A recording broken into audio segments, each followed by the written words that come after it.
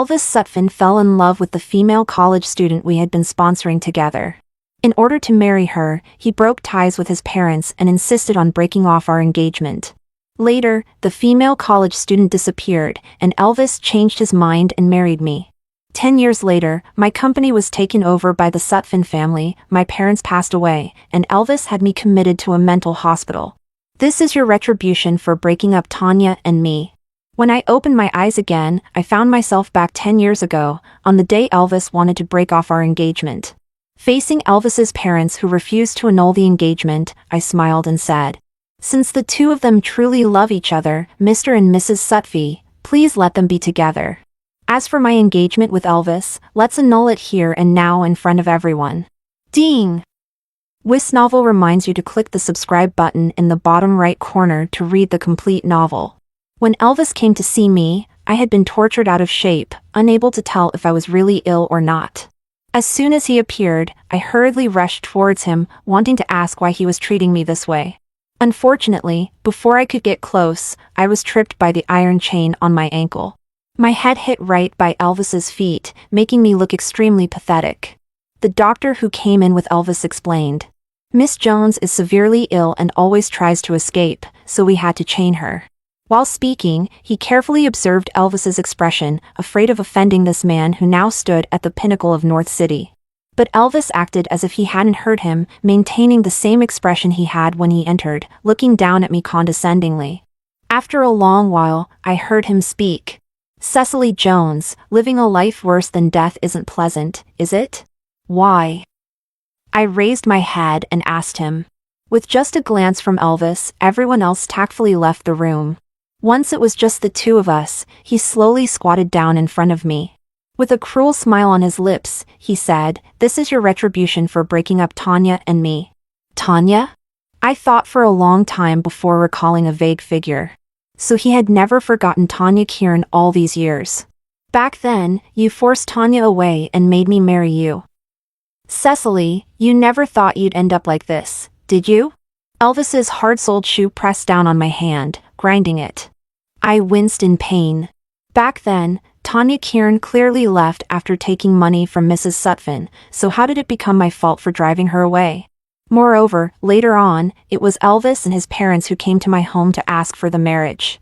It was clearly you and your parents who begged me to marry you. When did I ever force you? I didn't know which word in my sentence angered him, but Elvis suddenly reached out and strangled my neck. If I didn't marry you, would your dad have helped the Sutphin family through the crisis? If this isn't forcing, what is? My father's wholehearted assistance turned into coercion in his eyes. So you maliciously took over my father's company, causing my family to be ruined? I looked at Elvis in disbelief.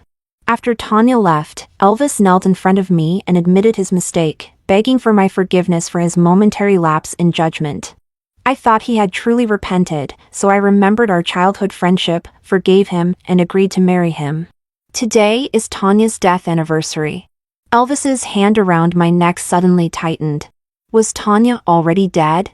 Cecily Jones, go and atone for your sins to her. Under Elvis's orders, they had been forcibly medicating me for some time. Even now, no matter how unwilling I was, I couldn't muster any strength to resist. If only I could go back 10 years. I thought this as I lost consciousness. The moment I saw Elvis ration with Tanya, I realized that I had been reborn. In my previous life, he did the same thing. At Mr. Sutphin's birthday banquet, without caring about anyone's face, he directly brought Tanya in front of me. He said, "Cecily Jones, Tanya and I are truly in love, so I want to break off my engagement with you." I hadn't recovered from the shock of my rebirth and could only stare blankly at Elvis Sutphin's determined face. It was Mrs. Sutphin, who was standing next to me, that pulled me back. She frowned and stood between me and Elvis, speaking sternly. "Today is your father's birthday banquet. What nonsense are you causing in front of so many guests? I want to break off my engagement with Cecily." The large banquet hall suddenly became silent, and everyone was staring at Elvis. Everything was exactly the same as in my previous life. My parents gave the Sutphin family one last bit of dignity by not causing a scene and instead asked Elvis, "Elvis, do you know what you're saying?" Elvis turned to look at Tanya, who was cowering beside him, and said solemnly, "Mr. Jones, I don't love Cecily. I want to break off my engagement with her." As soon as he finished speaking, Mr. Sutphin rushed over and slapped Elvis across the face. "You ungrateful brat, if you keep talking nonsense, I'll beat you to death right here." No one dared to intervene. Seeing that Mr. Sutphin was about to strike again, my father stopped him. "Mr. Sutphin." My father glanced at me and continued, "Since your son is unwilling, let's forget about it. A forced melon is not sweet, and our Cecily is not unmarriageable. This engagement. In my previous life, my parents were not satisfied with this marriage. It was only because my grandfather had arranged it and they thought I liked Elvis that they didn't say anything. Now, with the Sutphin family publicly proposing to break off the engagement, they were naturally more than willing. But Elvis's parents disagreed. This is a marriage arranged by our parents. Elvis's nonsense cannot be taken seriously. Mrs. Sutphin knew that my parents had always looked down on Elvis, so she turned to persuade me. "Cecily, you and Elvis have been together for so many years. You can't just end it like this. Don't worry, leave this matter to me. I will definitely give you an explanation." Indeed. In my previous life, it was Mrs. Sutphin who stepped in, using threats and bribes, and eventually gave Tanya $2 million to make her leave Y City. But 10 years later, Elvis blamed me and my parents for not being able to be with Tanya. Thinking of the resentment from my previous life, I lowered my eyes and brushed off Mrs. Sutphin's hand. "Mrs. Sutphin, since Elvis says they are truly in love, you should let them be together. As for my engagement with Elvis..." I glanced at the surprised Elvis and said firmly, "As for my engagement with Elvis, let's break it off in front of everyone today." The voice was not loud, but everyone present heard it clearly. Mrs. Sutphin wanted to persuade me, but my mother stopped her. "Since your son wants to break off the engagement and our Cecily agrees, then it's settled." After saying that, they took me away. On the way, my parents said many comforting words to me. Looking at my parents whom I hadn't seen for a long time, my nose tingled, and I couldn't help but cry. My father, just like when I was a child, held me in his arms. Don't cry, our Cecily should always be happy. It's just a man. Dad will find you a better one in the future." They all thought I was sad because of Elvis. Only I knew that I was grateful that heaven favored me and gave me a chance to be reborn, allowing me to see my parents again. As soon as we got home, my father mysteriously went into the study. Passing by the study, I heard him talking on the phone, seemingly mentioning me. Even though I was reborn, I still had the same nightmares from my previous life. Early in the morning, I woke up from a nightmare. When I came out of my bedroom, I heard the doorbell ringing. Opening the door, a familiar yet strange man stood outside. Even though his almost perfect face was still familiar, his aura was completely different from when he was 18. "Uncle Garrett?" I said in surprise. Garrett Black was also stunned for a long time when he saw me. Hearing me call him, he smiled slightly. "Why have you become so obedient? You never used to call me that before." Garrett Black was called to the study by my dad. When my mom asked me to bring some fruit, I overheard him saying, "I arrived around 4 in the morning. The old house wasn't ready, so I came straight here. I knew you wake up early, so I dared to disturb you. I just didn't expect it would be Cecily who opened the door." My dad frowned, looking somewhat displeased. "You waited outside for more than 3 hours? Why didn't you knock? We have guest rooms." Seeing me standing outside the door, my dad suddenly stopped talking. "This is Garrett Black, your grandpa's best friend's youngest son. Do you remember him?" he asked me. Seeing me nod, my dad's smile suddenly turned meaningful. "Good that you remember."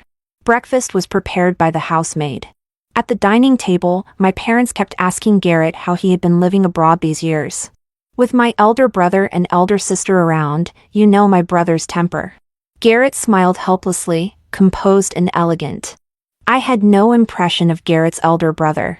After his father passed away, almost everyone in the Black family went abroad, only Garrett insisted on staying in North City to finish high school. But his father had him in his later years, and his family doted on Garrett, especially his elder brother and elder sister. So, over the years, Garrett should have lived well abroad. Just as my dad was about to ask something else, the maid came in and said there were guests. It's the Sutphin couple with their son. As soon as the maid finished speaking, Mrs. Sutphin had already come in. Cecily, it was Elvis's fault yesterday. We brought him to apologize to you. My parents' friendly demeanor from earlier when facing Garrett turned stern, and they told them to leave. This matter is over, no need for apologies.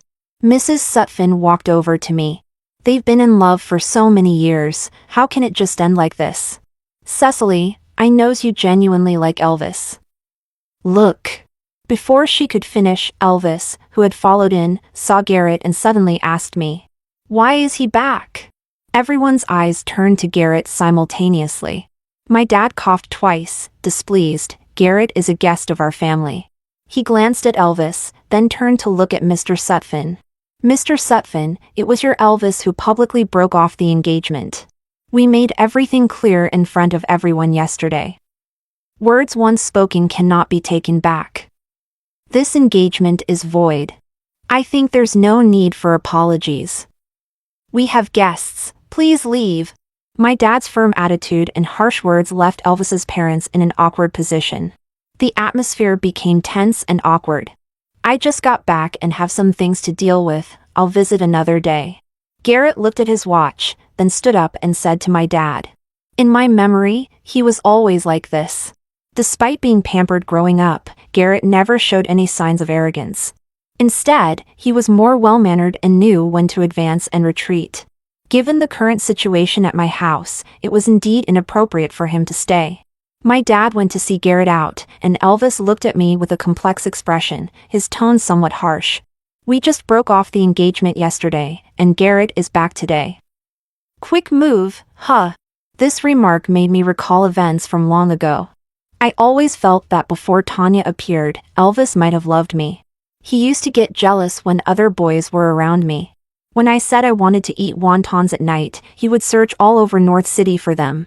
But all those past events are now bygones, and now Tanya has replaced me as the person Elvis cares about most. Mrs. Sutphin, you should go back. Elvis has found his true love, and I genuinely wish him well. I ignored Elvis, pulling my hand out of Mrs. Sutphin's grasp. Just as I was about to turn and go upstairs, I heard Elvis shout behind me. Cecily, do you think I came to beg you today? Do you think I wanted to come? Besides having a good background and good parents, what else do you have over Tanya? I frowned and turned around, not understanding why he suddenly said these things. Before I could speak, Mr. Sutphin's slap had already landed on Elvis's face. Did you forget what you promised your mom and me before coming here? You all heard it, Cecily has made up her mind to sever ties with our family. Elvis shouted, holding his neck stiffly. If that's the case, why do you still force me to beg her? Why not let me marry Tanya? Besides her background, what does Tanya lack compared to Cecily? Watching Elvis make a fool of himself, I suddenly started to laugh. I curved my lips. Yes, Mr. and Mrs. Sutphin, they truly love each other, you should just let them be together. In my past life, Elvis blamed me for standing in the way, preventing him and Tanya from having a good ending. In this life, I want to see if without me, they can truly live happily ever after. My words undoubtedly added fuel to the fire. Not only did Mr. Sutphin want to hit him in front of everyone, but even Mrs. Sutphin started scolding him. At this moment, a figure suddenly rushed in from outside. The housemaid tried to stop her but failed. I recognized her as Tanya Kieran. She came up and shielded Elvis. Mr. and Mrs. Sutphin, it's all my fault. If you want to hit someone, hit me. It's my foolishness for loving Elvis. I'm sorry, it's all my fault. Then she turned to me, Miss Jones, please forgive me. Elvis did nothing wrong. It's all my fault.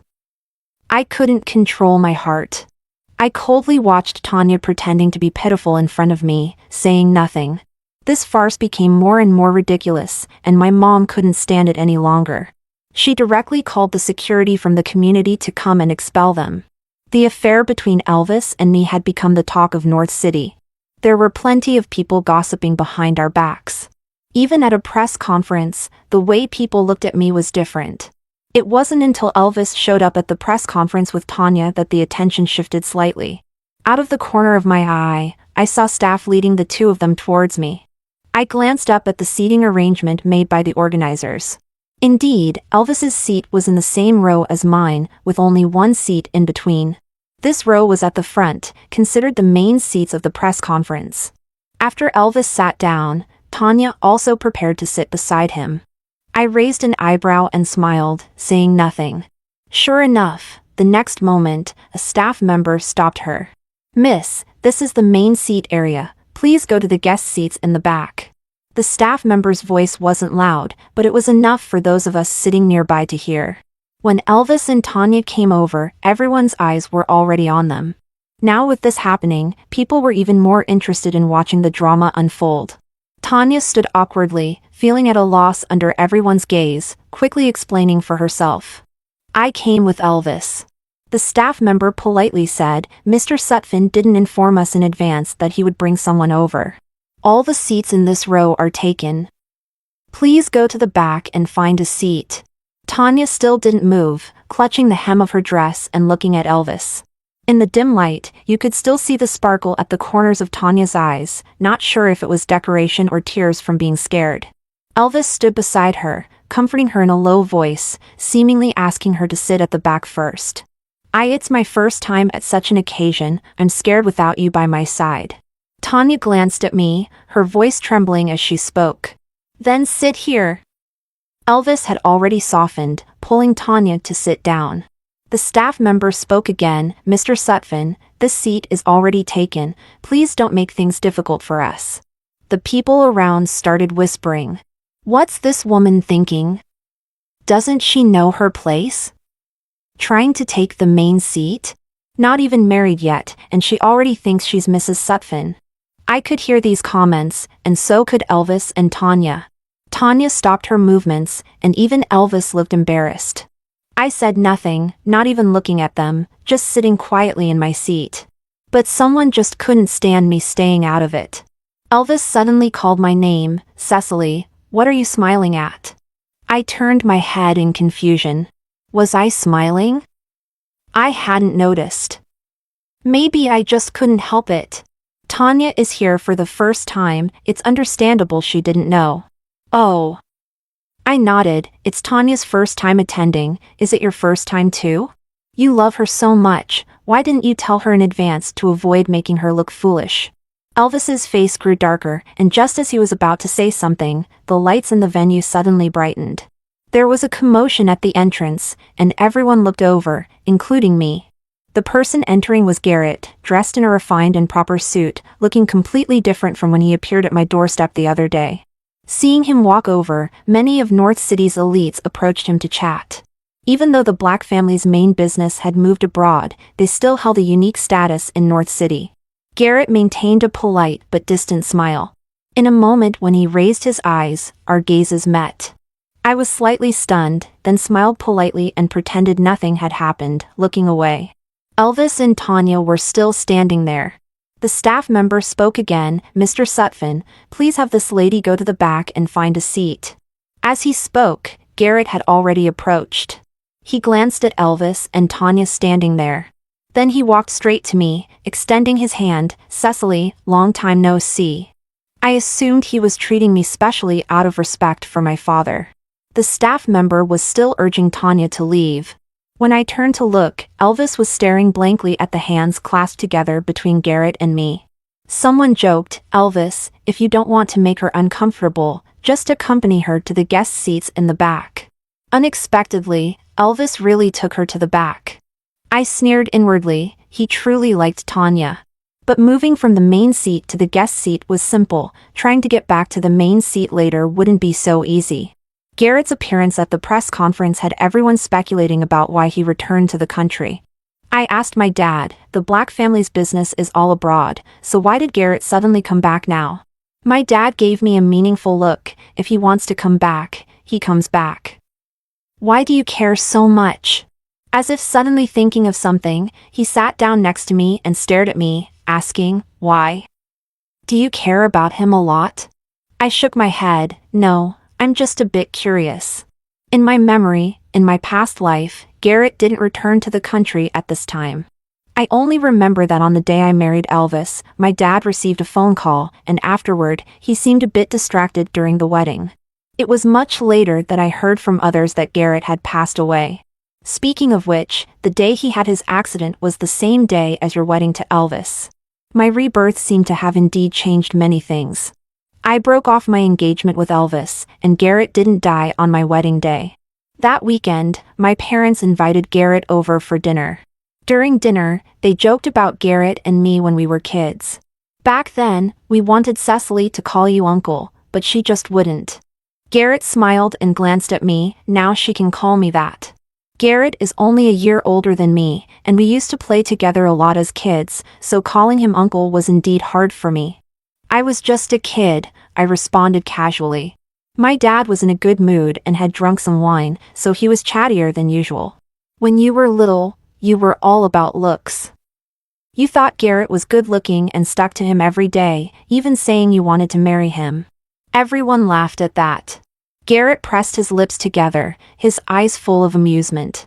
A blush spread across my face, reaching my earlobes. I wasn't embarrassed by my dad's words. Instead, I silently praised my younger self for having good taste. Garrett is indeed very handsome, both as a child and now. After dinner, my parents asked me to see Garrett off. But on the way, we ran into Elvis and Tanya. Elvis lived in the same neighborhood as us, and they were standing outside the Sutphin family's villa, looking like they had just come out. I heard Tanya sobbing softly. Your parents look down on me. They think I'm just a poor student from the poor family. They like Cecily Jones. They think only Cecily is good enough for you. Elvis was patiently comforting her, but his words were stepping on me. Cecily just got lucky being born into a good family. She's hypocritical and pretentious. Besides her family background, she's got nothing on you. Tanya's mood seemed to improve. Really? But everyone says Cecily is prettier than me. I don't think so. Cecily's looks are just average. To me, you're the prettier one. Unconsciously, Garrett and I had stopped, standing there listening to Elvis and Tanya belittling me. We weren't far from Elvis. He soon noticed me. Cecily? Elvis looked at me, then at Garrett standing beside me. It's so late. What are you two doing together? With Garrett there, I didn't want to argue with Elvis in front of him. When I reached out to pull Garrett away, he didn't move. I thought Mr. Sutphin had poor eyesight and couldn't see us. This was the first time I heard Garrett speak to someone in such an unfriendly tone. He glanced at me, then at Tanya. If you have eye problems, go see a doctor, Elvis. With that, he bent down, took my hand, and walked past Elvis and Tanya. After we had walked a bit, I heard Tanya crying again. Elvis was still comforting her, but his tone was slightly irritated. We walked a bit further before Garrett let go of my hand. Sorry. I knew he was apologizing for holding my hand earlier. It's okay. I waved it off nonchalantly. It was a month later when we found out Tanya was pregnant. That woman even has a child now. Shouldn't the Sutphin family let her in? I think it will happen soon. The two people talking were female companions brought by Garrett's friends. At this time, I was sitting on the sofa in the club, half-heartedly listening to their conversation. Only I knew that the Sutphin family's financial problems were gradually becoming apparent, and there was no way Elvis's parents would let Tanya in. They were still counting on my Jones family to help them out.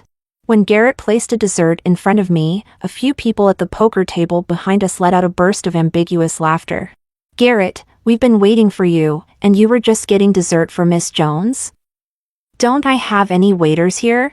These people included some rich kids who had just returned to the country and some old acquaintances of Garrett in North City. While they chatted, I ate the dessert Garrett had brought me, but my ears were always attuned to their conversation. Hearing them mention the Sutphin family, I couldn't help but smile. I thought it was worth my effort to get close to Garrett, to show him goodwill, and let him bring me into this circle. The Sutphin family somehow got the news and has already contacted people from my company. Hearing this, I put down my spoon. Garrett, who had been chatting with them, immediately looked up at me. Seeing the dessert barely touched, he asked me, "Don't like it?" I shook my head. "I'm cutting back on sugar lately." He nodded and had someone take it away. His friends were calling him over to play cards, but Garrett didn't go immediately.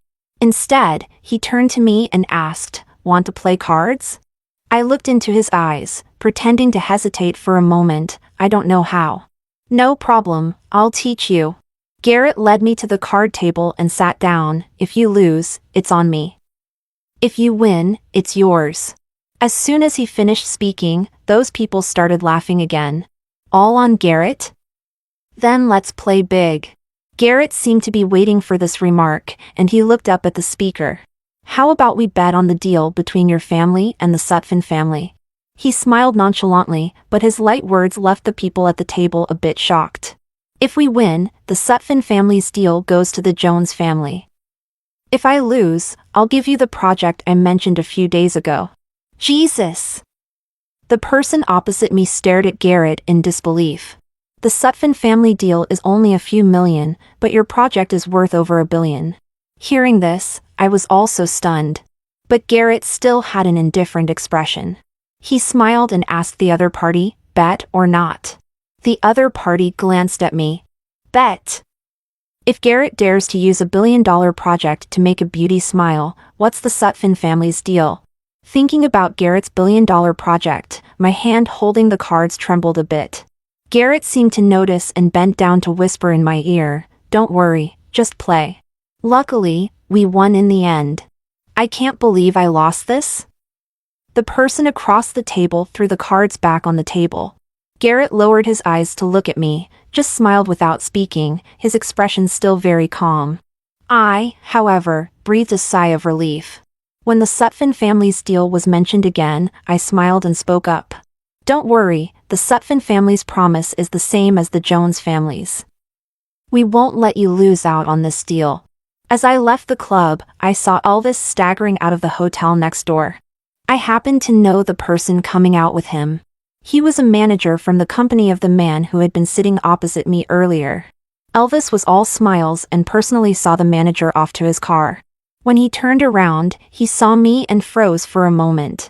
Tanya, who was standing beside Elvis, noticed his reaction and looked over as well. She whispered something in Elvis's ear, and the two of them left together. "The Sutphin family is bound to be ruined by Elvis Sutphin," someone scoffed. "Taking a pregnant woman along for business talks, what a lack of propriety. You don't know? Nowadays, that young master of the Sutphin family takes that woman with him everywhere." After they left, I heard the remaining people sneer. The next morning, on my way to the company, I received a call from Elvis. "Cecily, did you do it on purpose?" I curved my lips into a smile. "Isn't this how business works?" This was the exact phrase Elvis had said to me in my past life when he maliciously took over my company. Now, I was giving it back to him word for word. "You're targeting me and the Sutphin family just because I broke off our engagement? I'm really glad I broke off the engagement with you back then. The thought of spending my life with someone like you makes me sick," Elvis said, his tone a bit frantic. "Is that so?" I retorted with a cold laugh. "Given the current situation of the Sutphin family, do I even need to target you? Elvis, do you think a single business deal can revive the Sutphin family? You're too naive. I suggest you go home and find out the real situation of the Sutphin family first." What a joke!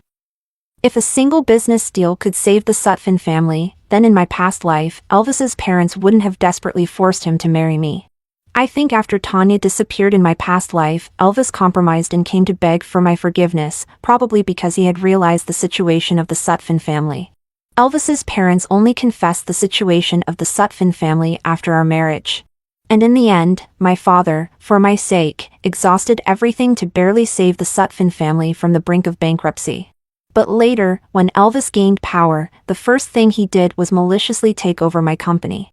On the phone, Elvis suddenly fell silent, and after a long time, he asked, "Then why did you take away this business deal?" "Why?" "Because I wanted Elvis to experience the despair my family went through in my past life. I wanted him to watch hope gradually slip away. I wanted him to feel the same rage I felt when my family was driven to the brink of bankruptcy. And my father, after drinking himself into a stomach hemorrhage, managed to secure a business deal only for it to be snatched away by Elvis the next day. I didn't answer and hung up the phone directly. Given the current situation of the Sutphin family, if I wanted to take advantage of their plight, they would have to declare bankruptcy by tomorrow. But I didn't want to do that. I wanted to see Elvis struggle desperately. I wanted him to understand that even without me, Cecily Jones, standing in their way, he and Tanya would never end well. The next time I saw Elvis was at a charity gala. It had been a few months since we last met, and he had lost a lot of weight. He seemed different from before. I was surprised not to see Tanya by his side this time. When Elvis saw me, he was visibly stunned, his eyes filled with complex emotions. He approached me and started a conversation, his tone markedly different from before. Long time no see. I didn't want to engage with him, but Elvis continued talking. You never used to like attending these kinds of events.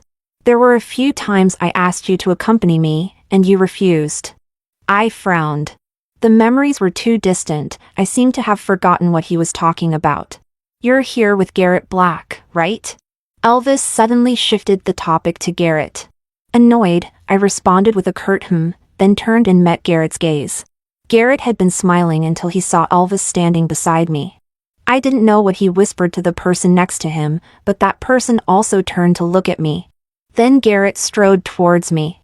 I put down my wine glass, ignoring the still chatting Elvis, and walked towards Garrett. For some reason, I felt that Garrett seemed upset. When we sat in the VIP section prepared by the organizers, this feeling became even more apparent. Previously, whenever we attended such events together, Garrett's attention was always on me. But now, he had been talking to the person next to him for a long time, as if deliberately avoiding looking at me. I coughed lightly.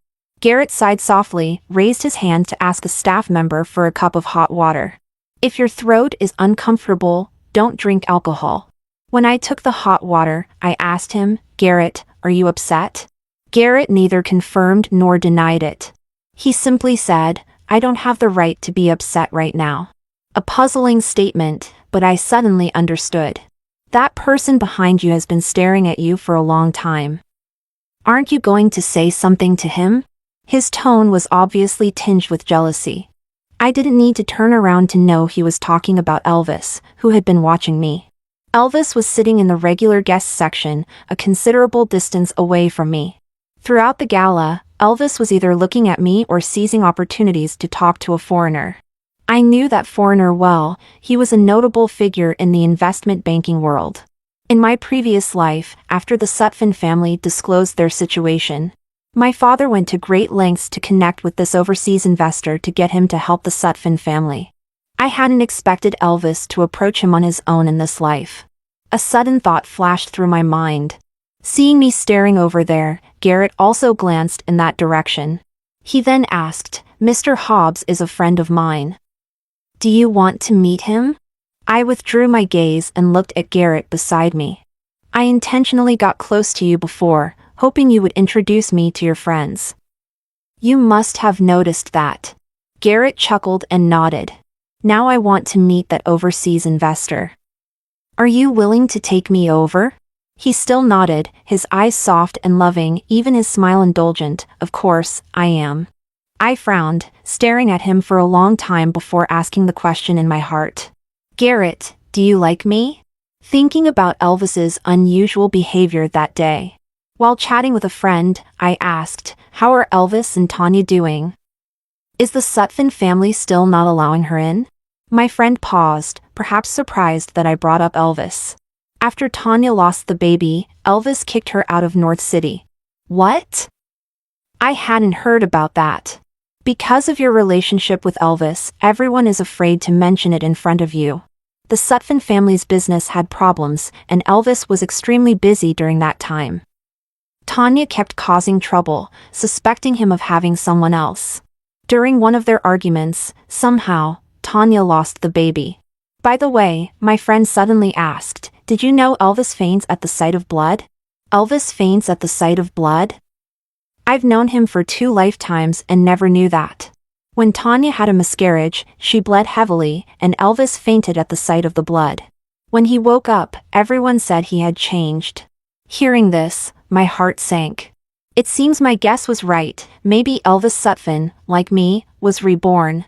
The overseas investor I met at the party last time is hosting a banquet in North City soon. I begged my dad to get me an invitation. My dad looked at me meaningfully and said, "Garrett is very familiar with that foreigner. Why don't you just ask him to take you? I don't want to bother him." My dad glanced at me and said softly, "He would be more than happy to be bothered by you." Suddenly, I remembered the day I asked Garrett if he liked me. He was silent for a long time before he said softly, "You just realized? Why is your face so red?" My dad touched my forehead. "It's getting colder. Don't catch a cold." After saying this, he got up and prepared to go upstairs. I stopped him. "Dad, did you ask Garrett to come back?"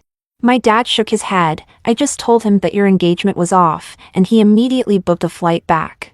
That night, I received a call from Garrett. "Your dad said you want to go to Mr. Hobbs' banquet."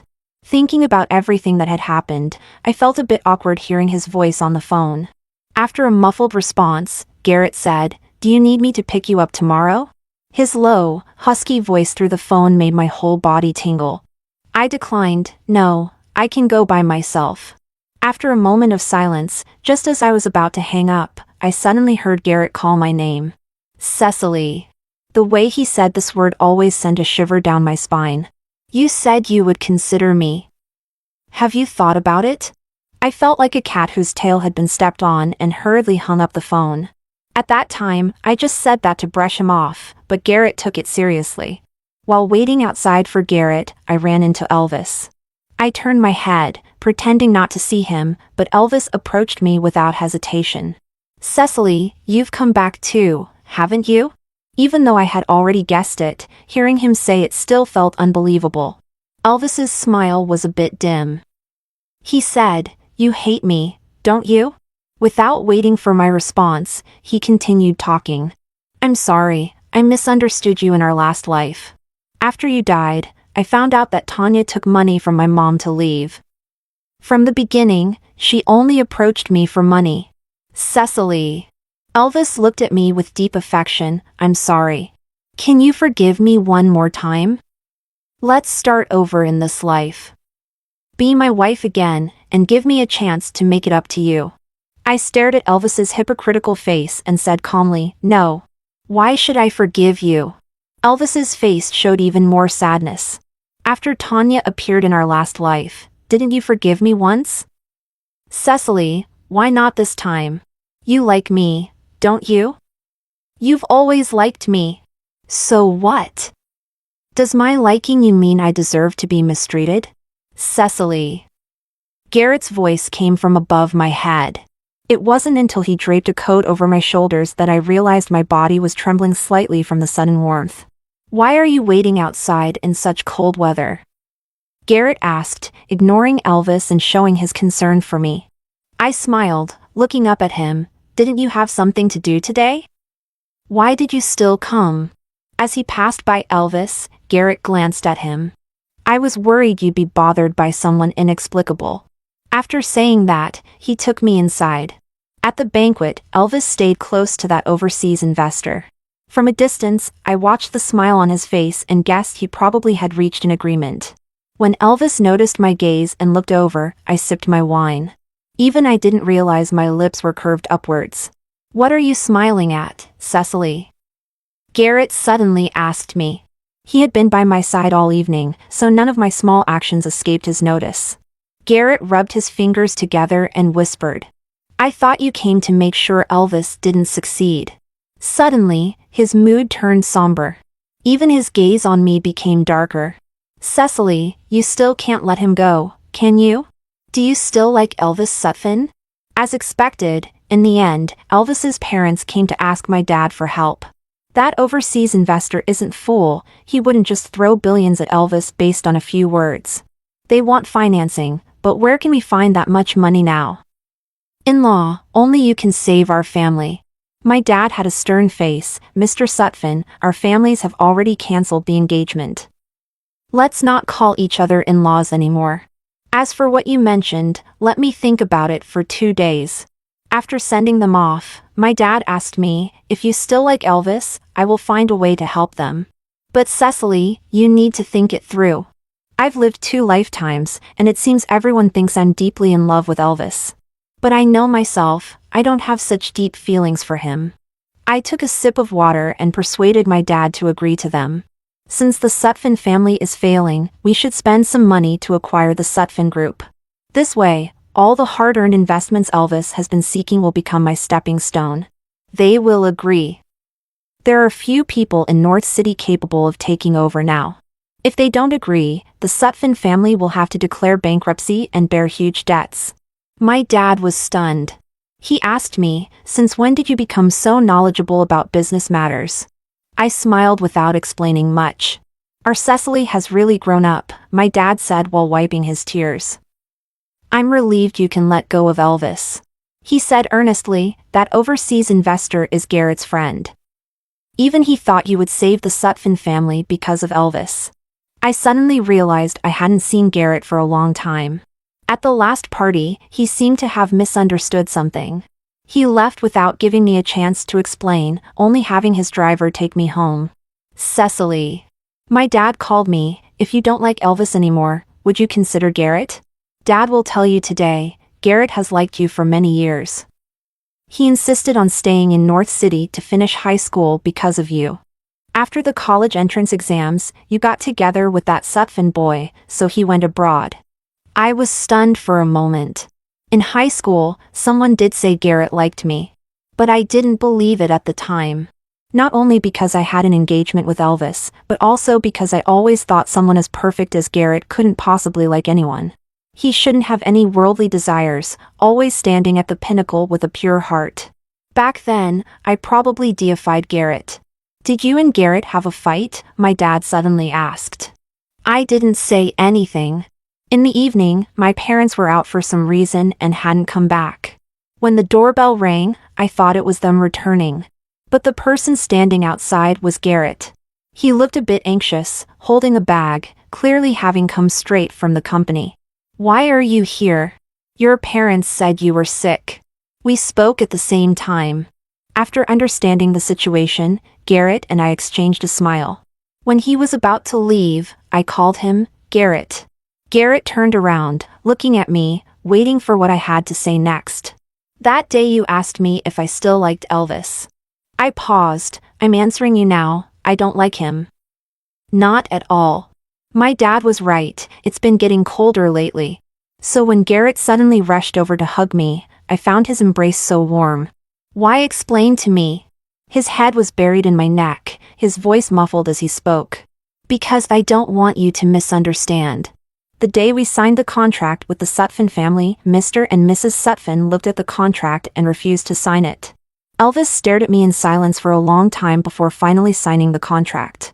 As he handed me the signed contract, he asked, after signing the contract, "Can we put our past behind us?" Only he and I knew he was referring to what he did to me and my family in our previous lives. Elvis believed that since he maliciously annexed my company in our past life, and I took advantage of the situation to acquire his family's company in this life, we were now even. I smiled and put away the contract without answering. As I was about to leave, Elvis stopped me. "Cecily, I was really wrong. Will you give me another chance? Wait for me to make a comeback, and we can get engaged again." Before he could finish, Garrett had already walked in. Garrett greeted my father with a smile and then said, "I'm here to take Cecily to try on the dress." My father nodded quickly and let us go about our business. As we reached the door, I heard my father say to Mr. Sutphin, "Our Cecily is getting engaged to Garrett. We hope you can come to the engagement party."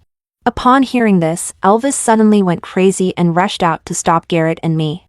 "Cecily, you can't get engaged to him. What right does he have to marry you?"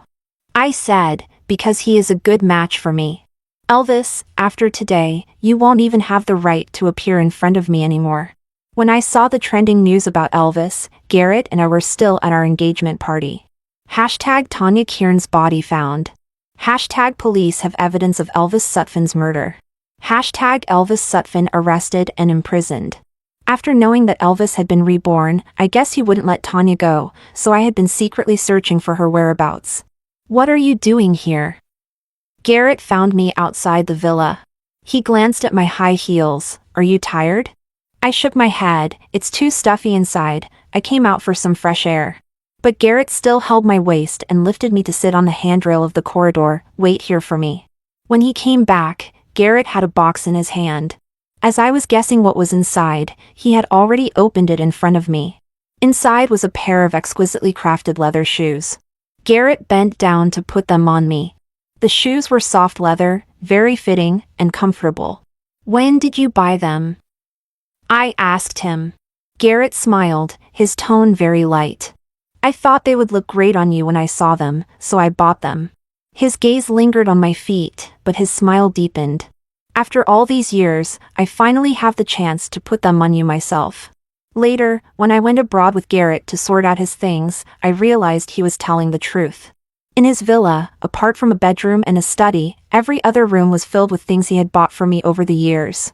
There were precious jewels, exquisite dresses, high heels, and many expired lipsticks. "Why didn't you send them to me?"